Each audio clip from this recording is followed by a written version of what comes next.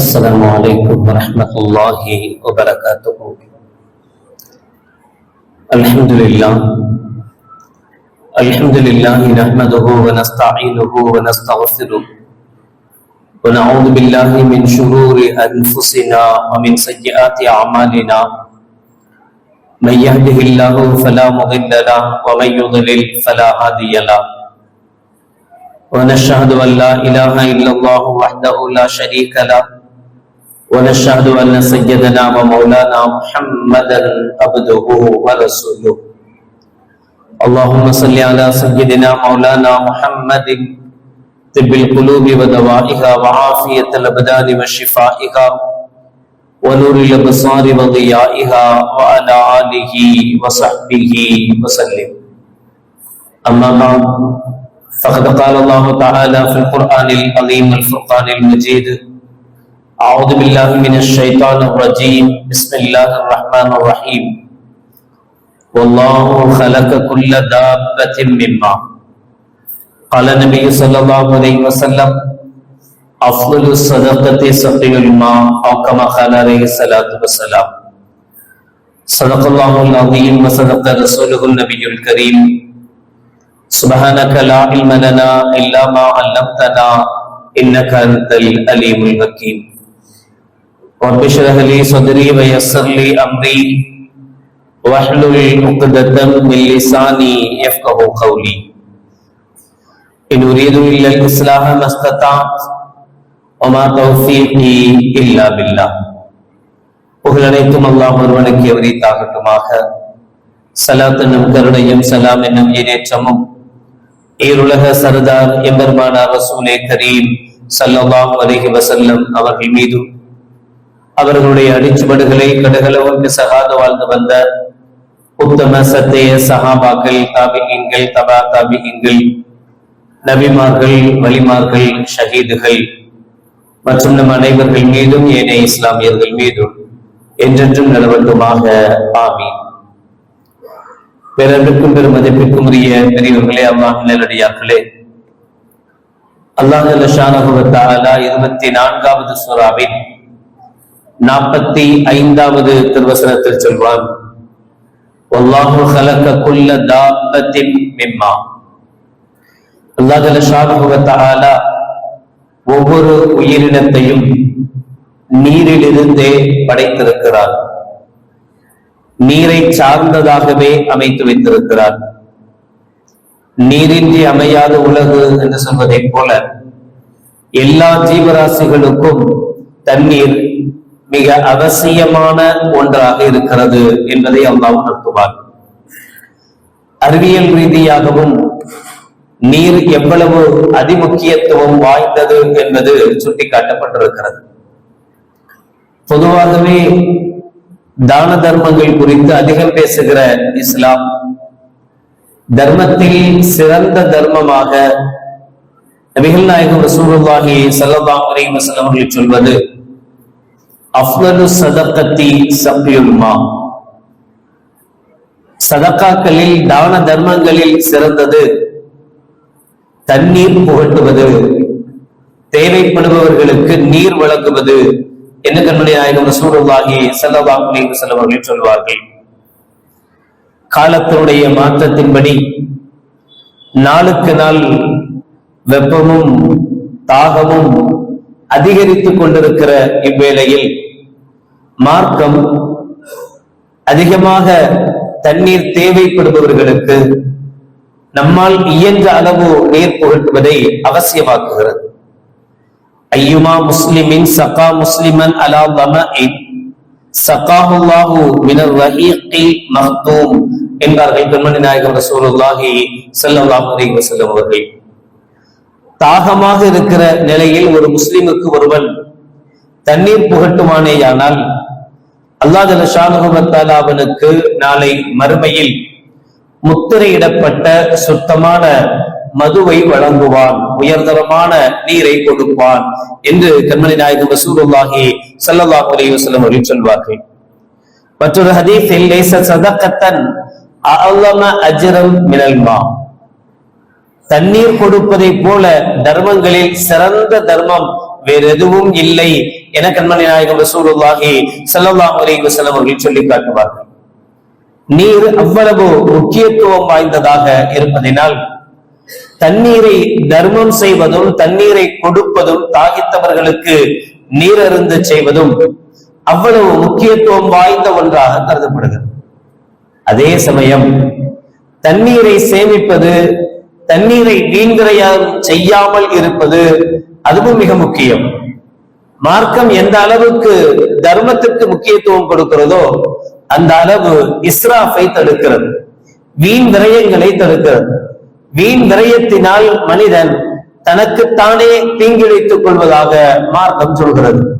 நாம் எந்த அளவு பாவங்களுக்கு துணை போவோமோ, மார்க்கம் தடுத்தவைகளை செய்ய முனைவோமோ, அந்த அளவுக்கு தண்டனைகளும் மிக வேகமாக நம்மை வந்தடைகிறது. ஆறுகளும் குளங்களும் வற்றி போய், நீர்நிலைகள் வற்றி போய், நிலத்தடி நீர் இல்லாமல் போய், இவைகள் அனைத்துக்கும் காரணமாக நாம் நீர்நிலைகளை கவர்ந்து அவைகளை அடைத்து அவைகளுடைய ஓடைகளை தடுத்து அவிடத்தில் கட்டிய கட்டிடங்களும் மற்றவைகளும் காரணமாக அமைகிறது. எந்த அளவுக்கு என்றால் நம்மால் சிந்தித்து கூட பார்க்க முடியாத பல அபாயங்களை நாம் சந்திக்க தயாராக கொண்டிருக்கிறோம். டே 0 என்று ஒன்று சொல்லப்படுகிறது. உலகத்தினுடைய தண்ணீர் இல்லாத நகரம், உலகத்திலேயே நீரில்லாத நகரமாக 2023 ஏப்ரல் 14 தென்னாப்பிரிக்காவினுடைய தலைநகர் கேப்டவுன் அறிவிக்கப்பட்டிருக்கிறது. நீரில்லாத நகரமாக, தண்ணீரே இல்லை, வெளியிலிருந்து தான் தண்ணீர் சப்ளை செய்யப்பட வேண்டும் என்கிற நிலைமைக்கு கேப்டவுன் தள்ளப்பட்டிருக்கிறது. ஆனால் ஆச்சரியம் என்னவென்றால் கேப்டவுன் ஒரு துறைமுக பகுதி, ஒரு தண்ணீர் சார்ந்த பகுதி, தண்ணீர் இல்லாத பயன்படுத்த முடியாத நிலைமைக்கு தள்ளப்பட்டிருக்கிறது. ஒரு நபருக்கு ஒரு நாளைக்கு 25 லிட்டர் தண்ணீர் கொடுக்கப்படுகிறது. அதை கொண்டுதான் அவர்கள் ஒரு நாளைக்குண்டான நீர் தேவை அனைத்தையும் பயன்படுத்தணும், எல்லா விதமான நீர் தேவையும். 2 நிமிஷத்துக்கு மேல ஒருத்தர் குளிக்க கூடாது, குளிச்சா தண்டனை.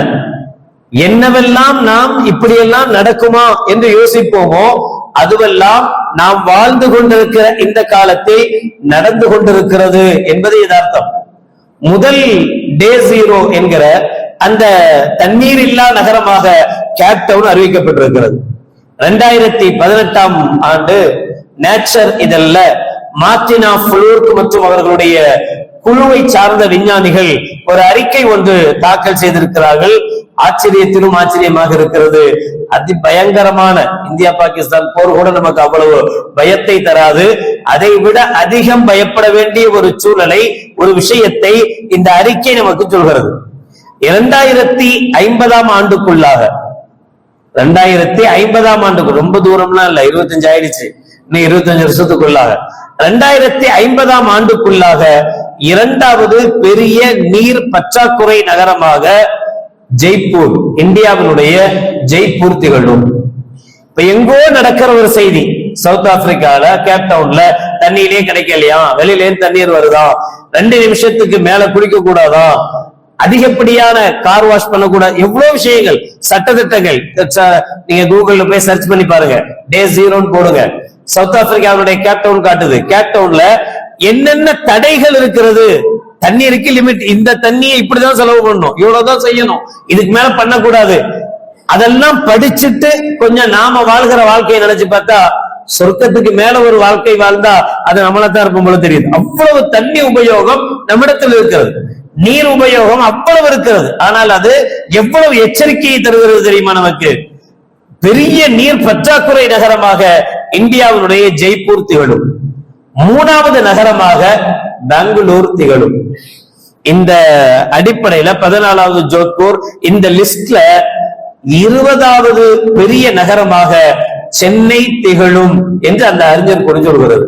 நினைச்சு பார்க்க முடியுதா?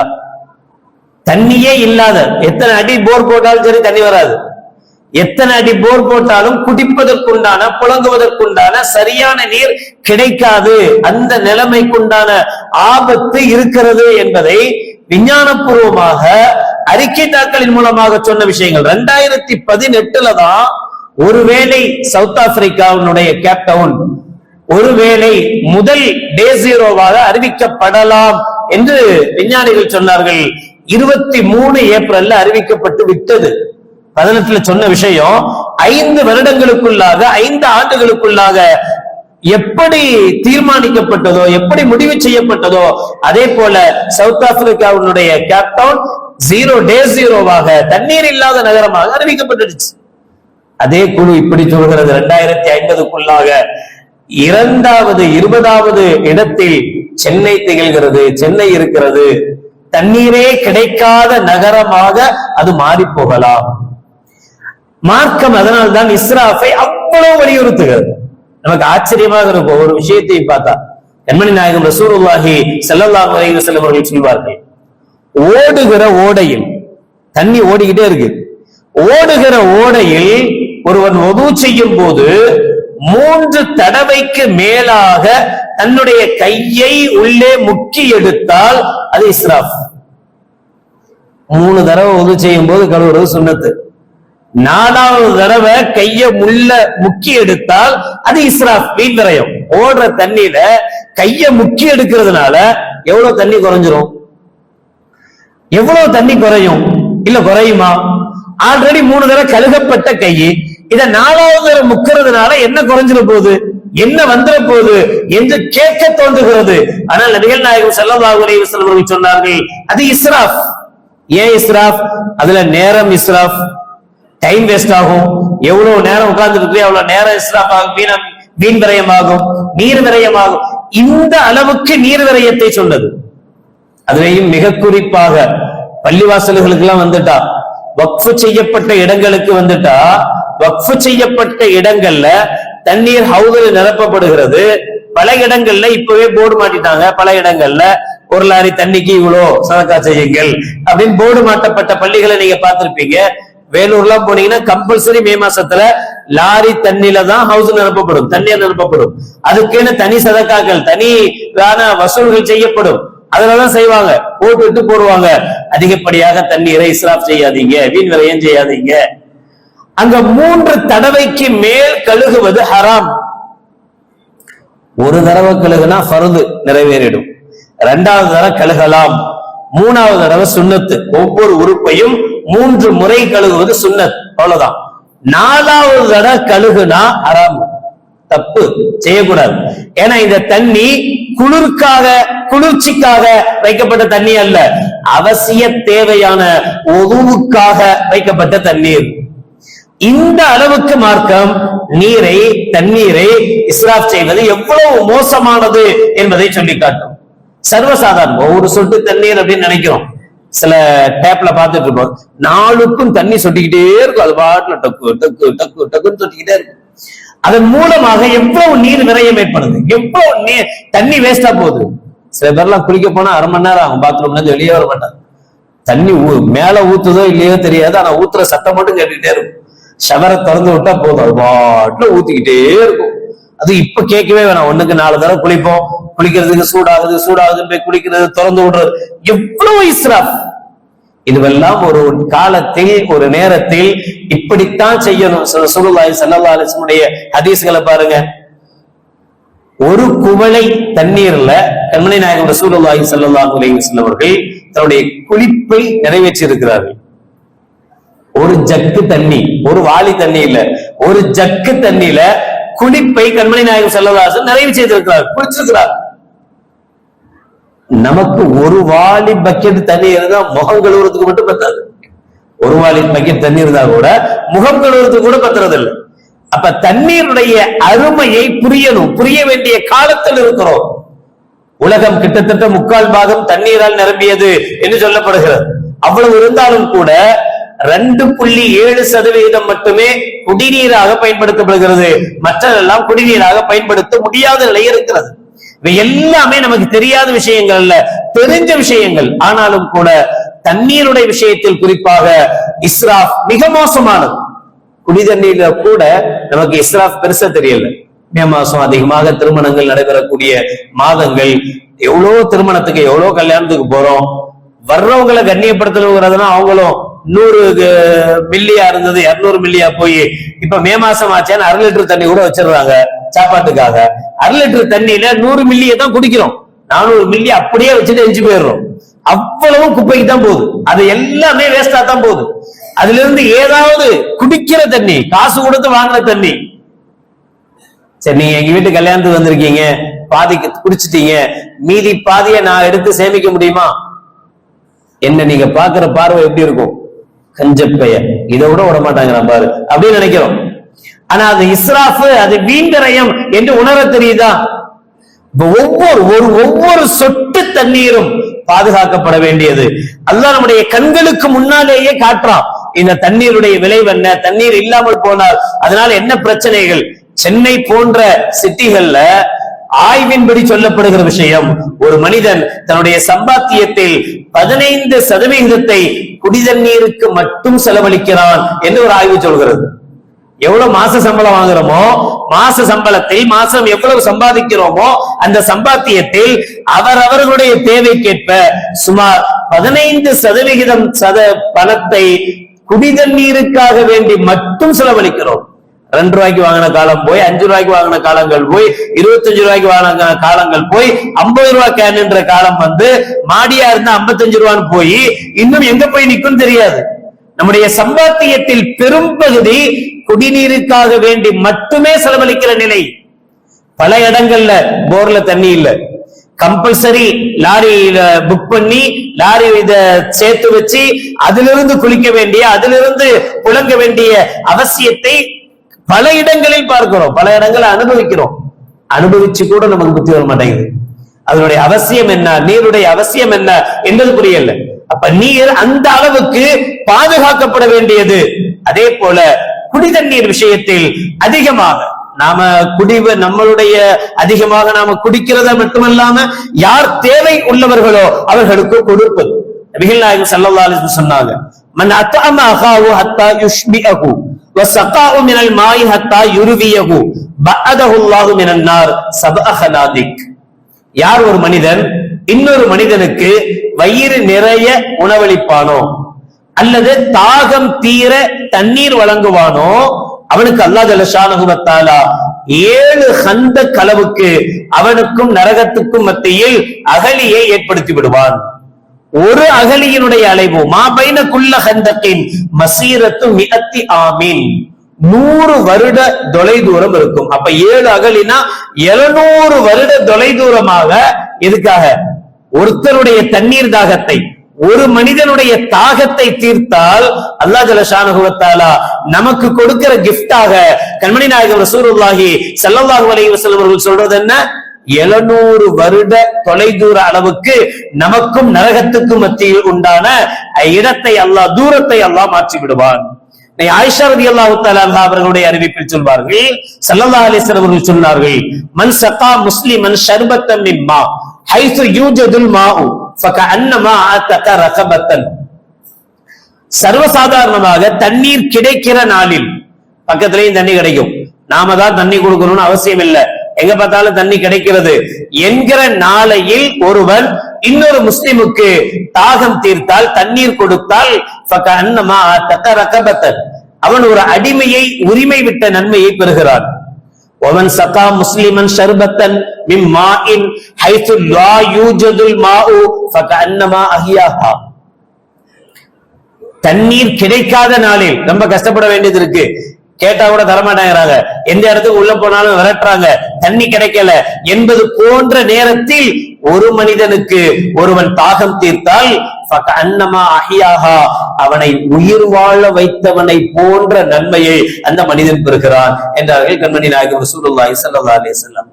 இப்பெல்லாம் அப்படி இல்லையே, நம்மகிட்ட தான் எங்க பார்த்தா ஓரளவு தண்ணி கிடைக்குது, இல்லைனாலும் காசு கொடுத்தா கிடைக்குது என்று நினைக்க கூடாது. சர்வசாதாரணம். நேத்து ட்ரெயின்ல போயிட்டு இருக்கும்போது ஒருத்தர் வந்த ஏதோ ஒரு பொருளை வாங்கி சாப்பிடுறாரு, புறையடிச்சு, புறையேறணும் தும்மல் போடுறாரு, அச்சுங்கிறாரு, என்னமோ செய்யறாரு, அவரு ஒரு வழி ஆயிடுறாரு, தண்ணி வேணும். இருக்கிற கமாண்ட்மெண்ட்ல இருக்கிற யார்ட்டையுமே தண்ணி இல்லை, ஒரே ஒருத்தட்ட மட்டும் தண்ணி இருந்தது. பேக்கை திறந்தாரு, வாட்டர் பாட்டில் எடுத்து கொடுத்தாரு, அவர் தண்ணி குடிச்சாரு. தண்ணி குடிச்ச அடுத்த செகண்ட் அவருடைய முகத்துல வந்த பிரகாசத்தை பார்க்கணும். இல்லைன்னா ஏதோ உயிர் போற மாதிரி தும்முறாது என்னமெல்லாமோ நடக்கிறவருக்கு. ஆனா அந்த ஒரு சொட்டு தண்ணி, அந்த ஒரு குவளை தண்ணி அவருக்கு உயிரையே கொடுத்த மாதிரி. அப்ப எவ்வளவு சிரமப்பட்டாலும் எவ்வளவு கஷ்டப்பட்டாலும் ஒரு நபருக்கு நாம் தாகம் தீர்ப்பதற்காக கொடுக்கிற தண்ணீர் அன்னமா அஹியாஹா, அவரை உயிர் வாழ வைக்க நன்மையை தருகிறது என்று கண்மணி நாயகம் ரசூலுல்லாஹி ஸல்லல்லாஹு அலைஹி வஸல்லம் அவர்கள் சொன்னார்கள். இம்ரான் இப்னு ஹுசைன் ரலியல்லாஹு தஆலா சொல்றாங்க, நாங்க ஒரு பிரயாணத்தில் கண்மணி நாயகம் ரசூலுல்லாஹி ஸல்லல்லாஹு அலைஹி வஸல்லம் அவர்களோடு இருந்தோம். பயங்கரமான பாலைவன பிரயாணம். இருந்த தண்ணி எல்லாம் தீர்ந்து போச்சு, எங்கள்ட்ட தண்ணி இல்லை. மக்கள் எல்லாம் தண்ணீர் தாகத்துல கஷ்டப்படுறாங்க. நபிகள் நாயகம் ஸல்லல்லாஹு அலைஹி வஸல்லம் தன்னுடைய ஒட்டகத்துல இருந்து இறங்குனாங்க. 2 சஹாபாக்களை அழைச்சாங்க. அழைச்சி இங்க டென்ட் போடுங்கன்னு சொல்லிட்டாங்க. சொல்லிட்டு இந்த 2 பேரையும் அனுப்பி சுத்து வட்டாரத்துல எங்க தண்ணி இருக்கு போய் தேடிட்டு வாங்க என்ன இந்த 2 பேரையும் அனுப்புனாங்க. அவங்க போறாங்க போறாங்க போறாங்க, சுற்று வட்டாரத்துல எங்கேயுமே தண்ணி கிடைக்கல. ஒரு பெண் தன்னுடைய ஒட்டகத்துல 2 குடம் அளவுக்கு தண்ணீரை சுமந்து கொண்டு வர்றா. அந்த பெண்ணை நிறுத்தி கேட்கிறாங்க, தண்ணி எடுத்துட்டு வர்றீங்களே, எங்க இருந்து எடுத்துட்டு வர்றீங்க, எங்க தண்ணி கிடைக்குதுன்னு கேட்டாங்க. அப்ப அந்த பெண்ணு சொன்னா, நேத்து இந்நேரம் நான் கிளம்பி போனேன், இன்னைக்குதான் திரும்பி வந்துகிட்டு இருக்கேன். சுமார் 1 நாள் அளவுக்கு பிரயாணப்பட்டாதான் தண்ணியே கிடைக்கும், அவ்வளவு தூரத்துலதான் தண்ணி இருக்கு, வேற தண்ணி கிடையாது. இவங்க பார்த்தாங்க, இவங்களுக்கு அவசிய தேவை இருக்கு, அவ்வளவு தூரம் போக முடியாது. அந்த பெண்ணிட்ட சொன்னாங்க, நீங்க எங்க நபிட்ட வாங்க, நபி கூப்பிட்டாரு அப்படின்னு கூப்பிடுறாங்க. எந்த நபி? மதம் மாத்திக்கிட்டு இருக்கிறாருன்னு சொன்னாங்களா, அந்த நபியா அப்படின்னு அந்த லேடி கேட்கிறாங்க. நீங்க வந்தா தெரியும் அவர் மரம் மாத்துறாரா இல்லையான்னு, நீங்க வாங்க என்று சொல்லி இந்த 2 சஹாபியும் அந்த பெண்ணை ரசூலுல்லாஹ்ட்ட கூட்டு வந்தாங்க. ஸல்லல்லாஹு அலைஹி வஸல்லம் தன்னுடைய முபாரக்கான கைய அதனுடைய ஒரு குடத்துல உள்ள விட்டு சஹாபாக்கள்கிட்ட யார் யாருக்கெல்லாம் காலியான கேன் இருக்கோ எல்லாத்துலயும் தண்ணி பிடிங்க என்று சரிச்சாங்க. தண்ணி அது பாட்டுல எல்லாரும் குடிச்சாங்க. குடிக்கிறவங்க குடிச்சாங்க, குளிக்கிறவங்க குளிங்கன்னு சொன்னாங்க.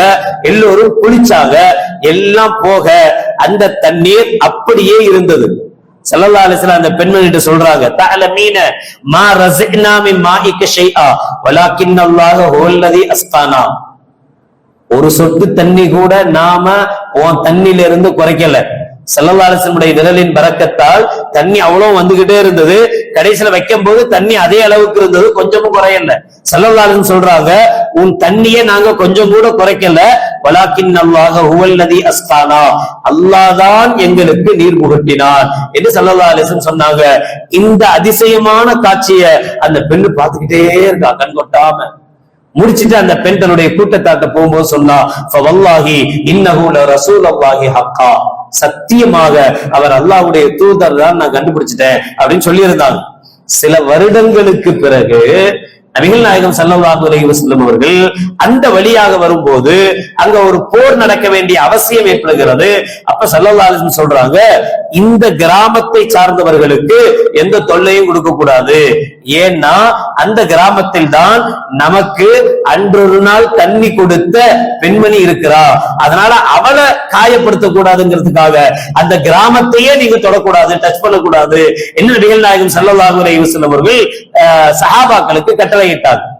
போர் முடிந்த பிறகு அந்த பெண்மணி தன்னுடைய கூட்டத்தை எல்லாம் அழைச்சு சொன்ன வார்த்தை ஹதீஸ்களில் பதிவு செய்யப்பட்டிருக்கிறது, மா அரா அன்ன ஹாஉலாஇல் கௌம் யதஊனகும் அம்தா. அவர்கள் நினைச்சிருந்தா நம்ம கிராமத்தை ஒண்ணுமில்லாம அழிச்சிருக்கலாம், ஆனால் அவர்கள் வேண்டுமென்றே நம் கிராமத்தை விட்டு வைத்தார்கள். என்னைக்கோ ஒரு நாள் கொடுத்த தண்ணிக்கால், அதுவும் நான் கொடுக்கல, அவருடைய முபாரக்கான கரத்தால் வந்த தண்ணீர், ஆனால் அதற்கு நான் காரணமா இருந்தேன். அதுக்காக நன்றி உணர்வோடு இன்னைக்கும் அந்த நபி நான் இருக்கிற இந்த கிராமத்தையே தொடக்கூடாது என்று அவர் சொல்லி இருக்கிறார் என்றால், எதஊனக்கும் அம்தா, அவங்க தெரியாதனமாலாம் நம்முடைய கிராமத்தை விட்டு வைக்கல, வேண்டுமென்றே நம் கிராமத்தை விட்டு வைத்திருக்கிறார்கள். ஃபஹல்லக்கும் ஃபில் இஸ்லாம், இனியும் நாம் தாமதிக்க கூடாது. அவர் சத்திய நபிதான், அவர் உண்மை நபிதான், நீங்கள் இஸ்லாத்தை ஏற்க தயாரா என்று அந்த பெண்மணி கேட்க, அந்த கிராமத்தை சார்ந்த அனைவர்களும் ஒட்டுமொத்தமாக கண்மணி நாயகம் ரசூலுல்லாஹி ஸல்லல்லாஹு அலைஹி வஸல்லம் இடத்தில் வந்து ஷஹாதத்தை ஏற்றுக்கொண்ட நிகழ்வை ஹதீஸ்கள் நமக்கு சொல்லி காட்டுகிறது. என்றோ செய்த உதவி, தண்ணீருக்காக செய்த உதவி பலருடைய ஈமானுக்கு காரணமாக அமைகிறது. நம்முடைய கஷ்டங்கள், நம்முடைய துன்பங்கள், நம்முடைய கவலைகள் அனைத்தும் நீங்குவதற்கு மிக உயர்தரமான சிறந்த தர்மமாக தண்ணீரை கொடுப்பது, தண்ணீர் வழங்குவது சிறந்த தர்மமாக ஹதீஸ்களில் சொல்லப்படுகிறது. ஏராளமான ஆதாரபூர்வமான விஷயங்கள், அனுபவபூர்வமான விஷயங்கள் எத்தனையோ பேர் நீண்ட நாள் நோய்களிலே இருந்தவர்கள் வெளியில தண்ணி குடம் வச்சு அதன் மூலமாக அடுத்தவங்க தண்ணி குடிச்சு தாகம் தீர்க்கிற அந்த தாகத்தால் நினைக்கிற ஒவ்வொரு நரம்பும் நமக்காக துவா செய்கிறது. அதனாலதான் நம்ம வளமை இருந்தது, பழக்கம் இருந்தது. எல்லா இடத்துலயும் தண்ணீர் பந்தல்னு வைப்பாங்க, தண்ணி வைப்பாங்க, இது மாதிரி காலங்கள்ல செய்வாங்க. அது காலத்துல எப்படி மாறி போச்சு அப்படின்னா, போர்டு இருக்கும், இயக்கத்தினுடைய பேர் இருக்கும், கட்சியினுடைய பேர் இருக்கும், பேருக்கு குடமும் இருக்கும், ஆனா தண்ணி மட்டும் இருக்காது. அந்த குடத்துக்கும் தண்ணிக்கும் செலவு செய்ய தயாரா இருக்க மாட்டாங்க. போர்டு வைக்கிறதுக்கும் பேர் எழுதுறதுக்கும் அவ்வளவு செலவு பண்ணிருப்பாங்க. அதுக்கு செய்கிற செலவை கொஞ்சம் தண்ணி ஊத்துறதுக்கு செஞ்சிருந்தா 4 பேர் தண்ணி தாகம் இல்லாம போயிருப்பாங்க. நம்முடைய கடைகள் இருக்கு, நம்முடைய வீடுகள் இருக்கு, நம்முடைய வீடுகளுக்கு தாண்டி எவ்வளவோ மக்கள் போறாங்க வர்றாங்க. மிஸ்கின்கள் எடுத்துக்கங்களேன், எவ்வளவு பேர் ஏழைகள் மிஸ்கின்கள் வர்றாங்க போறாங்க. அவங்களுடைய தண்ணீர் தாகத்துக்காக, அவருடைய தாகம் தீர்ப்பதற்காக நம்முடைய வீட்டுக்கு முன்பாகவோ நம்முடைய கடைகளுக்கு முன்பாகவோ ஏதாவது ஒரு தண்ணீரில் நாம குடிக்கிற தண்ணிய கொஞ்சம் அதுலயும் ஊத்தி வச்சா 4 பேர் தண்ணீர் தாகம் தீர்ந்து போனால் அவர்களுடைய தாகம் தீர்த்தல் நம்முடைய கவலைகளையும் நம்முடைய கஷ்டங்களும் போவதற்கு, நம்முடைய பாவங்கள் இல்லாமல் போவதற்கு அது காரணமாக அமையும். நம்முடைய சொர்க்கத்துக்கு அது காரணமாக அமையும். அல்லாஹ்வுடைய ரசூலுடைய பொருத்தத்துக்கு அது காரணமாக அமையும். எனவே இந்த கொடூரமான வெயில் சீசன்களில் யாருக்கெல்லாம் நம்மால் இயன்ற அளவு தாகம் தீர்க்க வைக்க முடியுமோ அந்த அளவுக்கு நாம் அதற்காக முயற்சி செய்ய வேண்டும். ஒன்று. இரண்டாவது விஷயம், மிக முக்கியமாக இப்போது இந்தியா பாகிஸ்தானுடைய இந்த விவகாரத்தில் கிட்டத்தட்ட அறிவிக்கப்படாத ஒரு போர் நடந்து கொண்டிருக்கிறது. இந்த நேரத்துல நாம் இஸ்லாமியர்களாக, முஸ்லிம்களாக இருக்கக்கூடிய நாம், குறிப்பாக நம்முடைய இளைஞர்கள் மிக மிக பேணுதலாக, பக்குவமாக இருக்க வேண்டிய அவசியம் இருக்கிறது. இன்னைக்கு கூட ஒரு செய்தி நீங்க பார்த்திருப்பீங்க. ஒரு இளைஞன் தன்னுடைய வாட்ஸ்அப்னுடைய அவனுடைய அந்த என்ன சொல்றது போட்டோவுமே டிபி, அதனுடைய ப்ரொஃபைல் போட்டோல ஒரு பாகிஸ்தானுடைய கொடியை வைத்தான் என்பதற்காக அரசு செய்யப்பட்டிருக்கான். பாகிஸ்தானுடைய கொடிய தன்னுடைய டிபியில வச்சாங்கிறதுக்காக அரசாங்கம் அரெஸ்ட் பண்ணிருக்கு. இருக்கட்டும், பொதுவாகவே இஸ்லாம் காட்டி தருகிற வழியே என்ன தெரியுமா? ஒரு போர் நடக்கும் போது அந்த போருடைய சந்தர்ப்பத்தில் எந்த நாடும் உண்மை நிலவரத்தை சொல்லாது. அந்தந்த நாடு அந்தந்த நாட்டுக்கு தகுந்த சாதகமான விஷயங்களை தான் சொல்லும். இந்தியாவுக்கு பாதிப்பு ஏற்பட்டிருக்குன்னா இந்திய தொலைக்காட்சியோ இந்திய ஊடகங்களோ எதுவுமே இப்படி ஒரு பாதிப்பு ஏற்பட்டிருக்கின்றது சொல்லாது. சொன்னா அது நாட்டுக்கும் நாட்டு மக்களுக்கும் பலகீனத்தை ஏற்படுத்தும். அதனால முடிஞ்ச அளவு தனக்கு வரக்கூடிய கஷ்டங்களை மறைக்க முயற்சி பண்ணும். அதே போலதான் பாகிஸ்தானா இருக்கட்டும், எந்த நாடாக இருக்கட்டும், அந்த நாட்டுக்கு ஒரு தோல்வி ஏற்பட்டிருக்குன்னா அது தோல்வியா ஏற்றுக்கொள்ளவும் செய்யாது, அதை தோல்வியாக அறிவிக்கவும் செய்யாது. முடிந்தவரை தான் என்ன நல்லது செஞ்சோம், தான் எப்படி போரிட்டோம், இதை சொல்றதுக்கு தான் முயற்சி செய்வாங்களே தவிர இருக்கிற விஷயத்தை சொல்ல மாட்டாங்க. நமக்கு அது தேவையும் இல்லாதது. 2 நாட்டுக்கு மத்தியில, குறிப்பாக நாம் வாழுகிற நாட்டில் ஒரு சூழ்நிலை ஏற்படுதுன்னு சொன்னா இந்த நேரத்தில் மார்க்க அடிப்படையிலும் கூட நாம் நிற்க வேண்டியது நம் நாட்டின் பக்கம்தான். இந்திய நாட்டுக்காக, இந்திய நாட்டுக்கு எதிராக கருத்துக்கள் சொல்வதோ, இந்திய நாட்டுக்கு எதிராக, நாம் வாழுகிற நாட்டினுடைய எதிராக நாம் பேசுவதோ பரப்புவதோ எதுவும் நமக்கு அவசியம் இல்லாதது, தேவையில்லாதது. ஒண்ணு நம்ம சப்போர்ட் பண்ணலாம், இல்லைன்னா அமைதியா இருக்கலாமே தவிர எதிரான கருத்துக்கள் சொல்வதற்கு அனுமதி இல்லை, செய்யக்கூடாது, தவறான செயல். அப்படி சாதாரண விளையாட்டுத்தனமா செய்கிற சின்ன சின்ன செயல்கள் நமக்கும் நம்முடைய வாழ்க்கைக்கும் நம்முடைய பிற்காலத்துக்கும் மிக மோசமான விளைவுகளை ஏற்படுத்தி தரக்கூடியதாக அது மாறி போகும் என்பதை உங்களுக்கு சொல்லித்தர வேண்டிய அவசியம் இல்லை. பலவிதமான போராட்டங்கள், அவசியமான போராட்டங்கள் கூட இந்த காலகட்டத்தில் தவிர்த்து கொள்ளப்படுகிறது. ஏன் அப்படின்னா இப்ப பேசுபொருளாக இருக்கக்கூடியது, இப்ப யாரும் எதை பத்தியும் பேசுவது, வக்ஃப் சட்டத்தை பத்தியோ மற்றதை பத்தியோ பேச முடியாது. இப்ப நாட்டினுடைய சூழல் எதை பற்றி பேசுவதாக இருக்கும் என்றால் இந்தியா பாகிஸ்தான் போர் நிலவரம், இதை பற்றி பேசுவதாகத்தான் இருக்கும். நாம இதுல போய் பார்டர்ல போய் உண்மையை கண்டறிந்து செய்தியை கொடுத்தா அல்ஹம்துலில்லாஹ், நாம அதுக்கு தயார் இல்லை. இல்லன்னா நாம உண்டு, நாம வேலை உண்டு, அல்லாஹ்ட்ட கையேந்தி யா அல்லாஹ் நிம்மதியான வாழ்வை கொடு. என்ன நடந்தாலும் போர் என்பது நிச்சயமாக பொதுமக்களுக்கு பாதிப்பை தான் தரப்போகிறது. ஒரு நாட்டுக்கு ஒரு நாட்டினுடைய பொருளாதாரத்தை சீர்குலைக்கத்தான் செய்யும். தலைகீழ நின்றாலும் ஒரு போரின் மூலமாக நாட்டு பொருளாதாரத்தை உயர்த்த முடியாது. போர் அறிவிக்கப்பட்டு போர் முறைப்படி நடக்கும் என்றால் அது இந்தியாவுக்கும் பாகிஸ்தானுக்கும் நிச்சயமாக பொருளாதார ரீதியான பின்னடைவையும் தரும். பல அப்பாவி மக்களுடைய உயிர்களும் அதனால் பலியாகும். இது யதார்த்தம். அல்லாஹ்விடத்தில் கையேந்தி கரம் ஏந்தி, யா அல்லாஹ் இந்த நிலை ஏற்படாமல் காப்பாற்று ரப்பே என்று நாம் துஆ செய்யலாமே தவிர அதை விட்டுவிட்டு யாரோ எவனோ யூடியூபில் எதையோ கலந்து விட்டார், அவனும் போய் பாதல போய் நிக்கல, அவனும் உண்மை செய்தியை போய் கேட்கல, அவன் எதையோ வச்சுட்டு எதையோ ஒண்ணு போடுறான்றதுனால அதையெல்லாம் பரப்ப வேண்டிய அவசியம் நமக்கில்லை. நாம் இருக்க வேண்டிய நிலை எங்கிருக்கிறோமோ, எதை சார்ந்திருக்கிறோமோ, எந்த நாட்டை சார்ந்திருக்கிறோமோ அந்த நாட்டோடு, அந்த நாட்டினுடைய கொள்கையோடு, அந்த நாட்டிற்கு தகுந்த மாதிரி இருக்க வேண்டிய அவசிய சூழல் நமக்கு இருக்கிறது என்பதை தயவு கூர்ந்து இளைஞர்கள் புரிந்து கொண்டு தேவையில்லாத விஷயங்களை நம்மளுடைய வலைதளங்களில் பகிர்ந்து கொள்வதை தயவு கூர்ந்து தவிர்த்து கொள்ளுமாறு அன்போடு கேட்டுக்கொள்கிறோம். அல்லாஹ் ஜல்ல ஷானஹு வ தஆலா உலகம் முழுவதும் அமைதியை நிலைநாட்டி தந்தல் புரிவானாக. வாஹிர் தஅவானா அல்ஹம்துலில்லாஹி ரப்பில் ஆலமீன். அஸ்ஸலாமு அலைக்கும் வ ரஹ்மத்துல்லாஹி வ பரகாத்துஹு.